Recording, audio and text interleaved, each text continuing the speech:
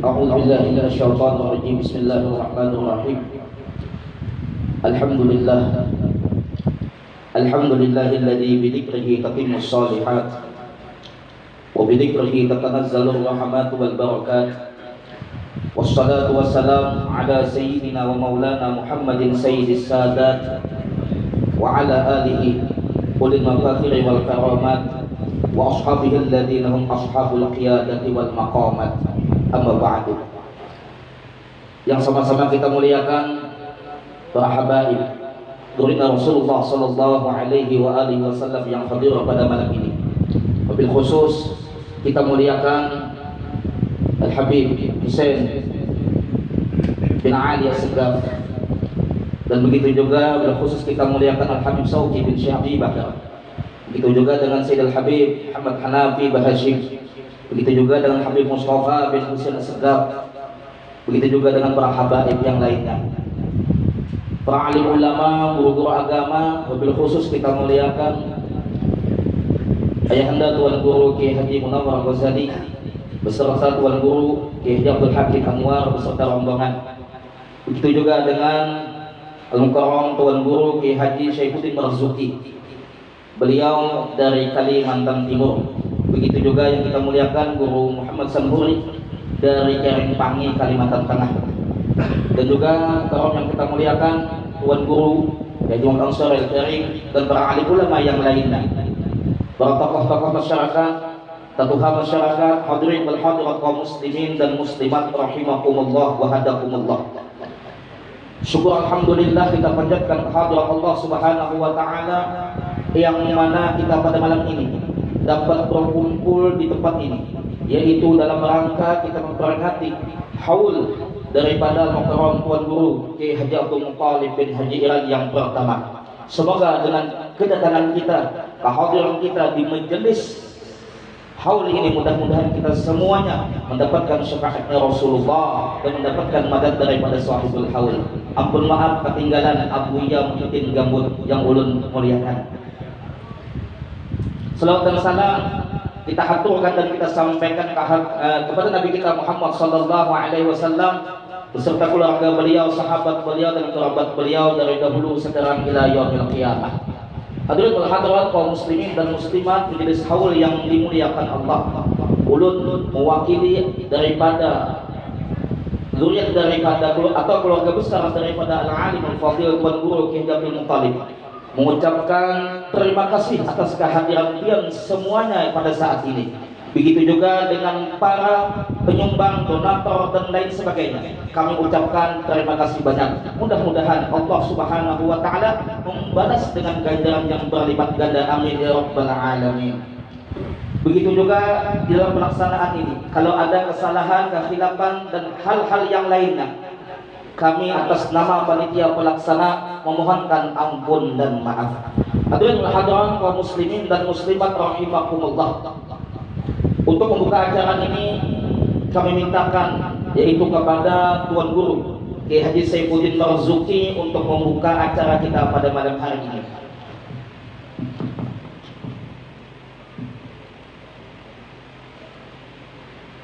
Bismillahirrahmanirrahim.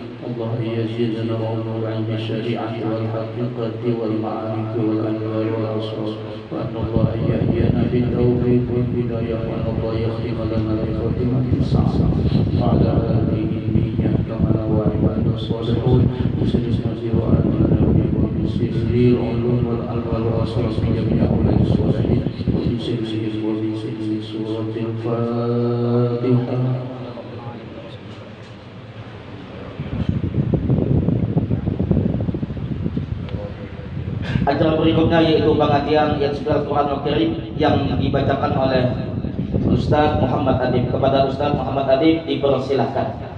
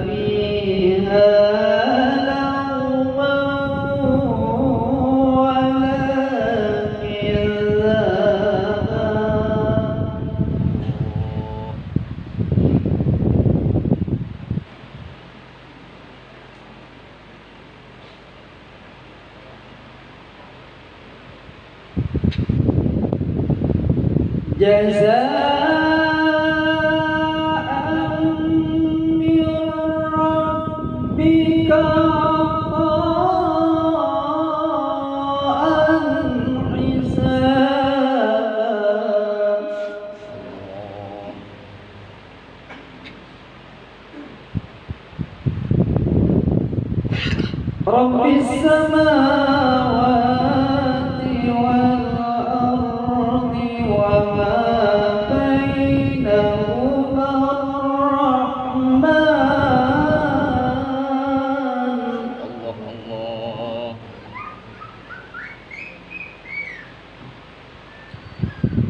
Wa ma bainahuma ar-Rahman la يكون منه خطابا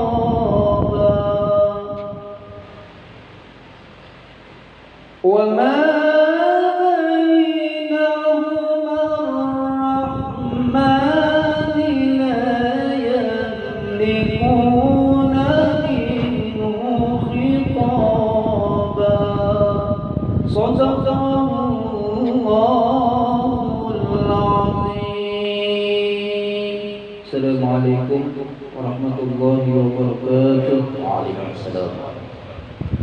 Sadaqallahul azim wa sadaqa rasulun nabiyul karim wa nahnu ala dzalika minasyahidin wasyakirin. Para habaib, para alim ulama, hadirin wal hadirat kaum muslimin majelis haul yang dimuliakan Allah. Mari kita bersama-sama menyimak pembacaan manaqib sahibul haul al-alim al-fadil Tuan Guru Kiai Haji Abdul Muttalib bin Haji Iram kepada Tuan Guru Haji Nasrullah Thayyib dipersilahkan. Sallallahu ala Muhammad. Allahumma shalli wa barik alaihi wa ala alihi.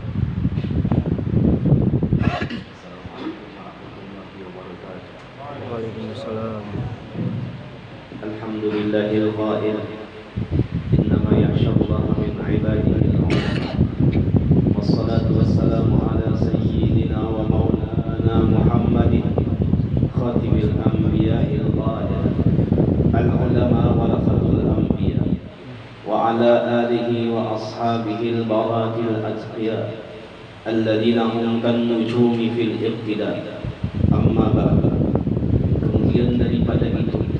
Ini adalah sebuah risalah manaqib yang menceritakan perjalanan hidup seorang ulama yang patut kita jadikan sebagai panutan dalam kehidupan sehari-hari, yaitu Al-Alimul Fadil Tuan Guru Haji Abdul Muttalib bin Haji Iran Al-Banjari. Mudah-mudahan risalah manaqib ini bermanfaat bagi yang membaca dan yang mendengarkannya ketika dibacakan, hingga mendapatkan curahan rahmat dari Allah Subhanahu wa taala yang luas bagi kita semua. Amin ya rabbal alamin. Allah Subhanahu wa taala berfirman dalam Al-Qur'an, A'udzu billahi minasyaitonir rajim. Walaqad katabna fil zaburi min ba'di dzikri annal arda yarithuha 'ibadiyas shalihun. Inna fi hadza labalaghan liqaumin 'abidin. Sesungguhnya telah kami tulis di dalam Zabur bahwasanya bumi ini dipusakai hamba-hambaku yang saleh. Sesungguhnya apa yang disebutkan dalam surat ini benar-benar menjadi peringatan bagi kaum yang menyembah Allah. Allah Ta'ala ayatan waj'al li lisana sidqin fil akhirin, dan jadikanlah aku buah tutur yang baik bagi orang-orang yang datang kemudian. Disebutkan dalam kitab Musnad Al-Firdaus lil Imam Ad-Dailami, satu hadis yang diriwayatkan oleh Mu'adz bin Jabal radhiyallahu anhu, bahwasanya Rasulullah sallallahu alaihi wasallam bersabda, "Dzikrul anbiya minal ibadah, wa dzikrus salihin kafarah, wa dzikrul mauti sadaqah, wa dzikrul qabri yuqarribukum minal jannah."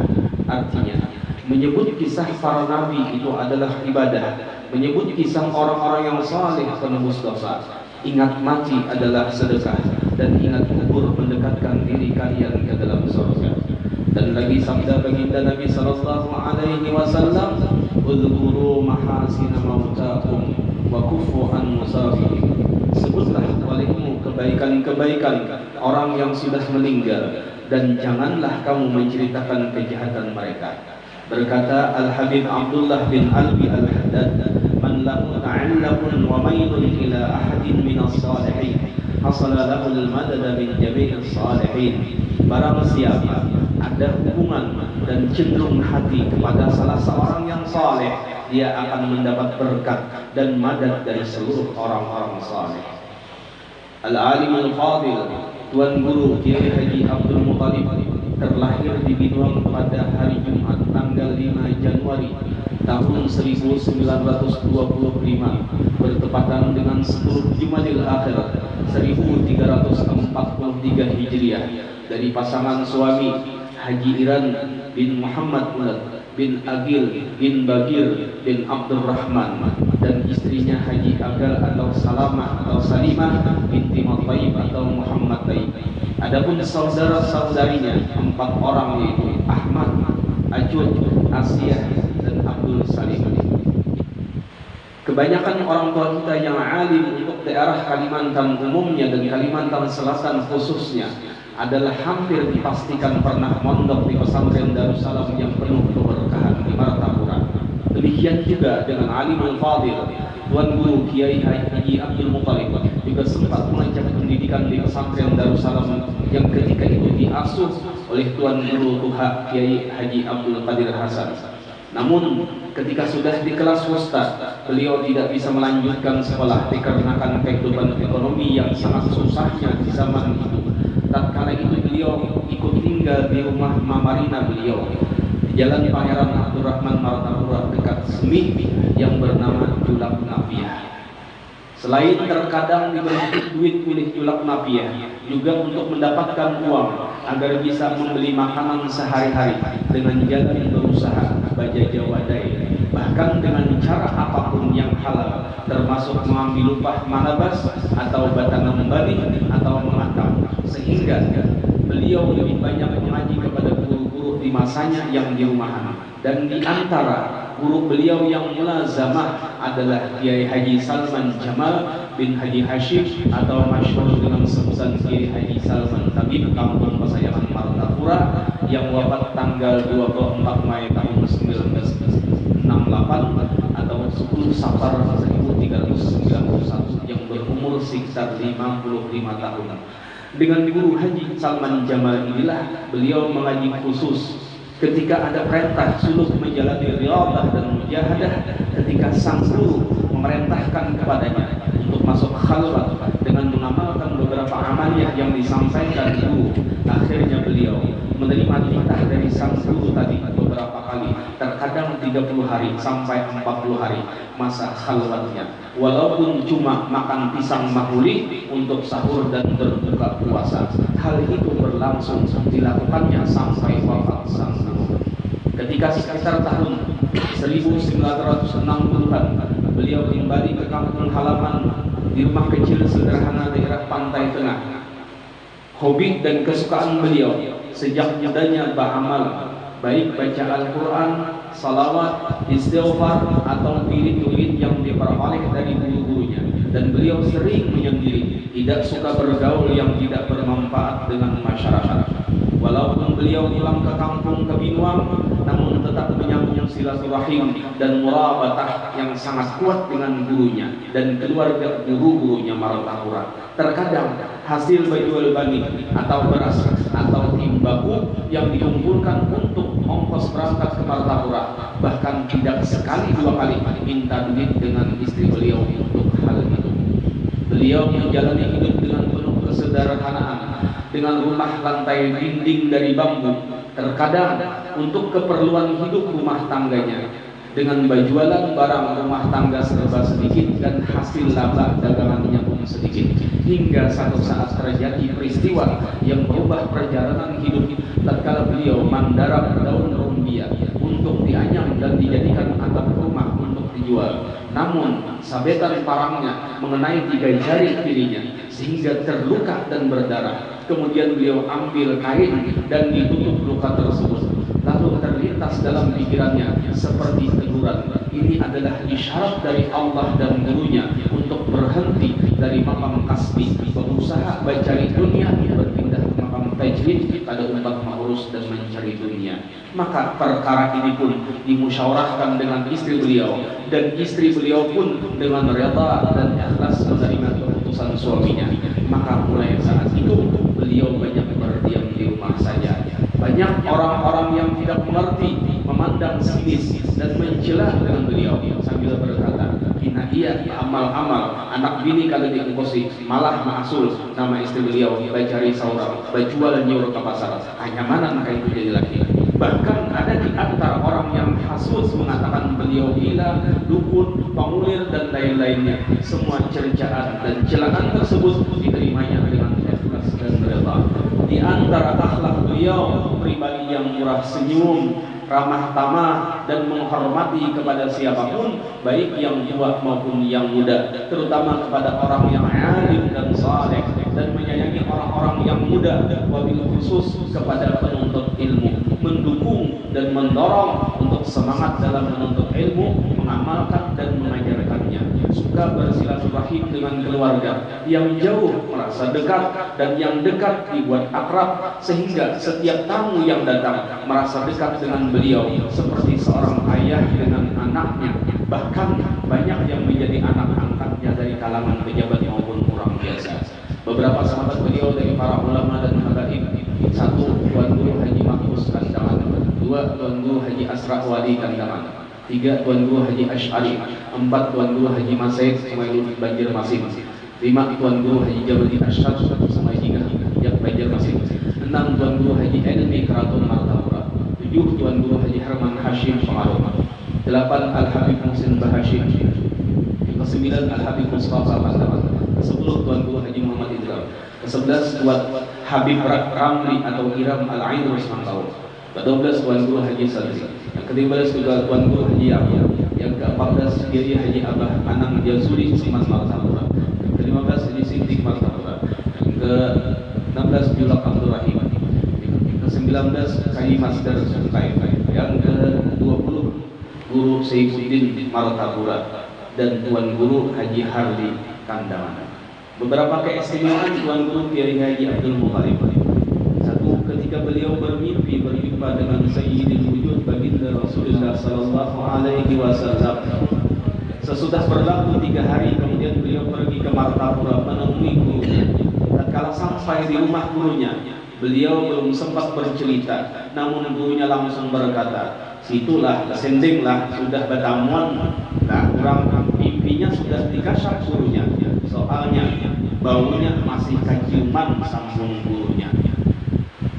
Kedua, sewaktu muda pernah membukakan hijab melihat akan salat asar akan baginda Rasulullah Sallallahu Alaihi Wasallam dan istri beliau Sayyidah Aisyah radhiyallahu anha, sehingga mereka berjamaah salat asar bertiga. Rasulullah berdiri di depan menjadi imam dan Siti Aisyah berdiri di sebelah kanan, sedang beliau berdiri di sebelah kiri. Sesudah selesai berpatikan dengan Rasulullah, kemudian beliau keluar kamar sambil berteriak memanggil anak-anaknya, kamari barataan, abah dari sembahyang asar lawan Rasulullah. Lalu dipeluk satu persatu anaknya. Saat itu beliau sudah diberi 3 orang anak, disuruh banganga dan diludahi satu persatu. Yang ketiga, sempat beliau mengaji dan minta amalan serta doa kepada Datuk Al-Alim Al-Fadil Al-Alim Billah Syekh Zainal Ilmi bin Haji Abdul Samad Al-Bajali dalam Al-Baqarah.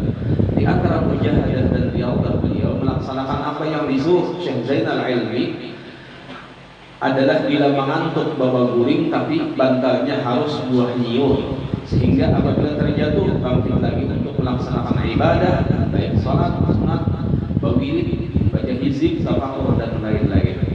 Ruang dan waktu beliau diisi dengan wiridan dan hizib-hizib yang diberi paruhan. Bahkan terkadang malam harinya sampai waktu pagi tanpa tidur, khususan malam Jumat.